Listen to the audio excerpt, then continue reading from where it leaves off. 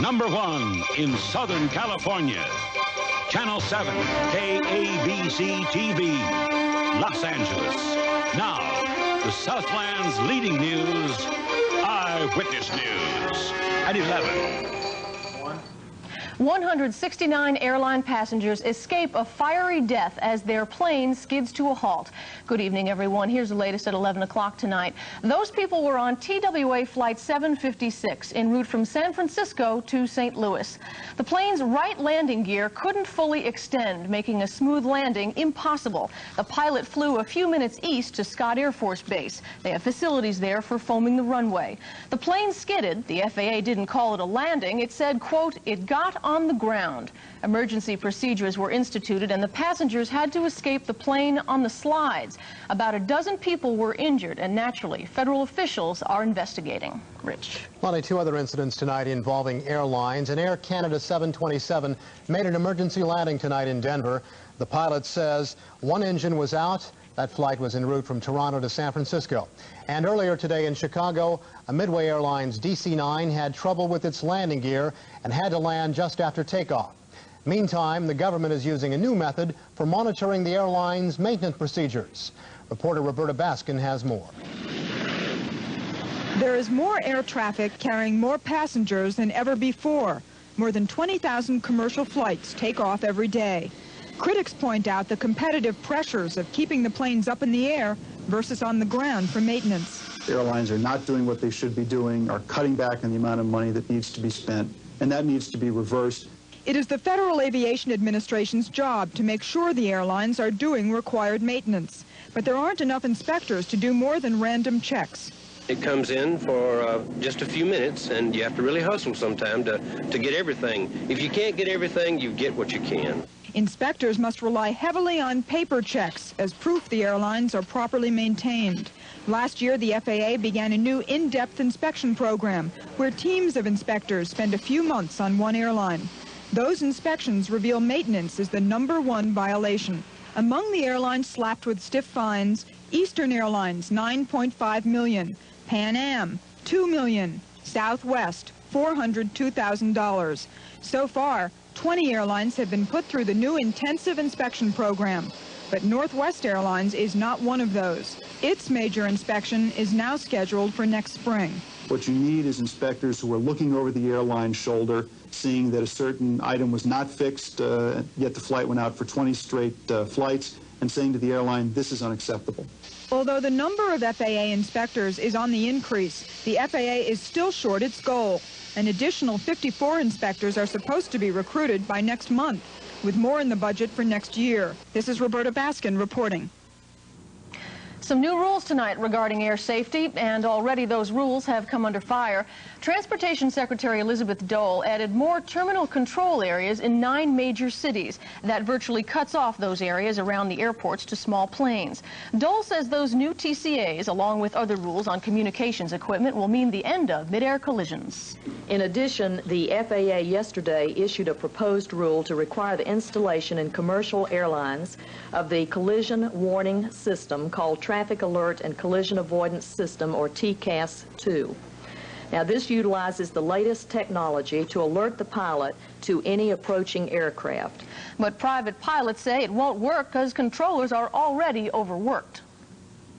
It's going to overburden the system, and it's just going to grind it to a halt. And it's for pure public relations reasons. Those new collision avoidance systems will give pilots 30 seconds to take evasive action. And the new flying rules for pilots of small planes near Los Angeles International Airport are not generally being welcomed by private flyers. They dispute the reshaped air terminal control area for use of the airport following recent air disasters and near misses around the nation. This is the first weekend pilots have been required to fly at a higher ceiling and within the redrawn boundaries. Closing the VFR corridor is certainly stupid because there's never been any problems there, and all they're doing is moving all the little airplanes from where there are no big airplanes to where they're very close to big airplanes, which seems to be just the opposite of what they're supposed to be doing. Quite hazardous east of the TCA now because you only have 500 feet to maneuver around in. There's no communication frequency to talk to the other pilots to report your position, and there isn't a north and a south channel like there was with the TCA. Now, aviation organizations are urging small plane pilots to write their Congress members for corrective action. Rich. The frantic mother of a 20-month-old boy, missing 4 days now, is waiting tonight for good news from police in South Los Angeles. But there is no good news yet about little Wyron Ord, who vanished last Wednesday with his baby's granddaughter, Keisa Session. Police are now walking the neighborhood where the pair was last seen. The child left on Wednesday at 3 o'clock, and we haven't heard from either one of them. We're trying to solicit the public's help now by helping us locate the children. The girl who may be with the baby is 14 and a frequent runaway. Her aunt made a plea to the teenager. We all love her, love her, and we're missing her. We wanted to bring Wyron back and just contact, call me, call a grandmother, great-grandmother, just contact somebody. If you think you can help police find the children, please call the 77th Street Division in South Los Angeles. Other news tonight, the Los Angeles County District Attorney honored 3 men today who risked their own safety to help catch criminals. Our Bob Banfield has that story. 3 men, Andrew Cunningham, Daniel McClinton, and Mark Tolbert, were honored today by the Los Angeles County District Attorney for their courageous actions, coming to the aid of crime victims and confronting the criminal. Pursuing the robber on foot, he retrieved the victim's purse and obtained the license number of the getaway car. When the police made an arrest, Mr. Cunningham identified the defendant, and then he appeared at the preliminary hearings and was a first-rate witness. During this 5 to 10 minute struggle with the robber, Mr. McClinton sustained some injuries, but managed to hold the robber until the sheriffs arrived. And I must tell you, after having shook Mr. McClinton's hand, I understand full well how he was able to hold this man for 10 minutes. And because of your heroic action, it is our privilege to honor and recognize your contribution. After a chase of 2 blocks, Mr. Tolbert apprehended the thief, who later told the police that he was stealing money to buy rock cocaine. In Mr. Tolbert's grasp, the robber said, "Okay, man, you got me." Indeed he had, and he handed over the purse. The ceremony preceded a forum on the problems of drug abuse in the Inglewood area. The 3 honorees were not afraid to become involved, and officials today urge residents of this community to become involved in the drug abuse problem. Different areas have different problems. There are some parts of the county where the #1 drug problem involves open street sales, which just absolutely devastate a community. Other parts of the county, the drug use is more underground, but there is no part of the county that is not deeply affected by drugs. There was a general consensus expressed we're losing the battle against the drug problem. Stronger law enforcement needed short-term, better education long-term. Bob Banfield, Channel 7 Eyewitness News in Inglewood. A 17-year-old San Diego girl is in stable condition tonight with a fractured skull. The CHP says someone threw a rock through her windshield earlier today.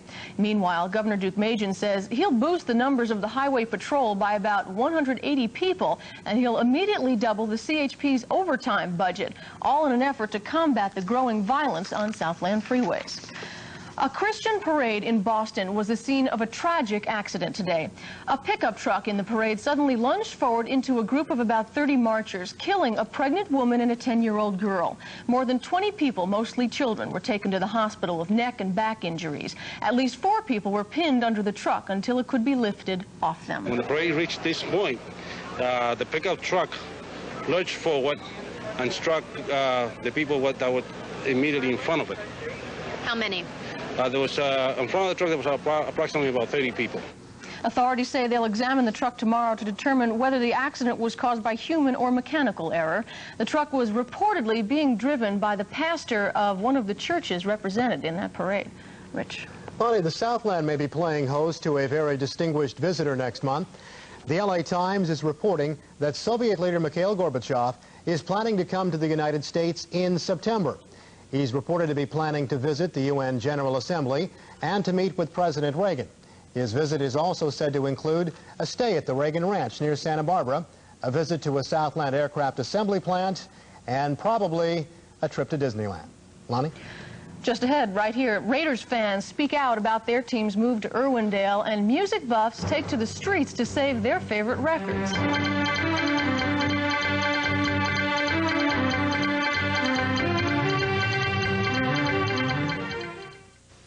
ever since your post office invented express mail overnight delivery. Others have tried to copy our eagle, but it's not so easy. You see, express mail overnight reliability is close to perfect, with the most convenient locations and prices as low as $10.75. About half what most others charge. So we're pretty hard to imitate. So use the original express mail service from your post office. Someday, this could be the only way our children see wild animals. Because many animals are so rare, they're disappearing in their native lands. Fortunately, there is a place where your family can see rare animals running free. It's the San Diego Wild Animal Park. And now we are celebrating 15 years of life. So come to the Wild Animal Park, because these shouldn't be the only wild animals our children see. Take home a free gorilla poster, available now. Let's compare the sleek new lines of the Chevrolet Corsica to some import sedans. The imports look alike. A Toyota Camry looks like a Mitsubishi Galant, which looks like a Nissan Maxima, and they're over $10,000. The new Chevrolet Corsica